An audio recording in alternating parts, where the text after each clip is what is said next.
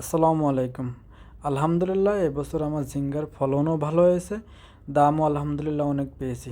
আমার ঝিঙ্গার ফলন যখন শুরু হয়েছিল অর্থাৎ হারভেস্ট যখন শুরু করছিলাম তখন প্রায় 40 থেকে 50 টাকাও কেজি বিক্রি করেছি। অর্থাৎ যখন দেখতেছেন এই যে ভিডিওটা, তখন আমার প্রায় ঝিঙ্গার সিজন শেষ, তখন আমরা বিক্রি করতেছিলাম প্রায় 25 থেকে 20 টাকা, এমনকি এবছর 15 টাকার নিচে সম্ভবত আমার ঝিঙ্গা বিক্রি করে না, এর উপরই বিক্রি করেছি। ধারণা করা হচ্ছে আমার প্রতি গাছে প্রায় 10 থেকে 15 কেজি ঝিঙ্গার ফলন পেয়েছি। যদিও ওইভাবে সঠিক হিসাব রাখা হয় নাই, কারণ আমাদের ঝিঙ্গা বা পল্লা বলেন এটা একদিন পর পর হচ্ছে হারভেস্ট করা লাগে, তো অনেক দিনই হারভেস্ট হয়ে যায় ফুল সিজন ধরে, এই জন্য ভাবে হিসাব রাখা হয় না। তবে আলহামদুলিল্লাহ এবছর যে পরিমাণে ফলন হয়েছে তাতে 10 থেকে 15 কেজি নিচে আর হয় নাই, এমনকি বেশি ছাড়া। ঝিঙ্গার ভালো ফলনের জন্য অবশ্যই আপনারা রোদযুক্ত জায়গায় ঝিঙ্গা রোপণ করবেন।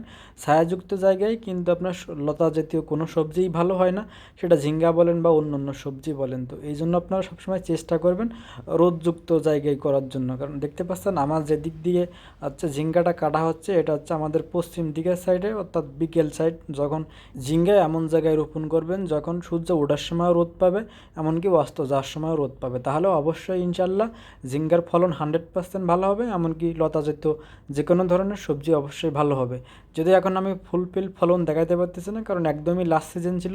আমি যখন এটা হারভেস্ট করতেছিলাম এর পরে মেবি আমার 1 দিন বা 2 দিন কাটা হয়েছে, এরপরে আমরা গাছগুলো কেটে দিয়েছি। জিঙ্গার ফলন যদি বেশি নিতে চান তাহলে অবশ্যই আপনার প্রজেক্টে প্রতি 10টা গাছের ভিতরে একটা পুরুষ গাছ অবশ্যই রাখা লাগবে।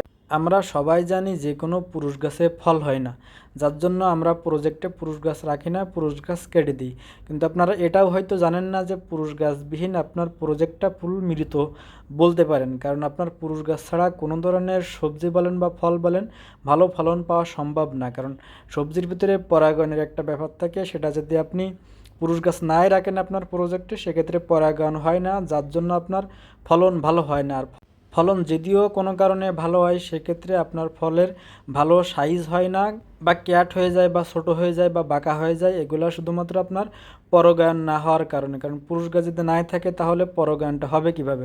এখন অনেকেই প্রশ্ন করবেন যে ভাই আমরা তো কখনোই পরাগায়ন বা ফুল ছয়ই না। এখন এটা আপনারা অনেকেই জানেন না যে পরাগায়নটা আপনাদের কে করে। প্রাকৃতিকভাবে আপনাদের অনেক উপকারী একটা বিষয়, সেটা হচ্ছে মৌমাছি। মৌমাছিটাই আপনাদের প্রাকৃতিকভাবে পরাগায়নটা করে দেয়, কারণ তারা আপনার এক ফুলের থেকে পড়ে আর এক ফুলে যায়। তো এটা তারা অটোমেটিকলি জানে না যে আসলে কোনটা পুরুষ গাছ বা কোনটা স্ত্রী গাছ।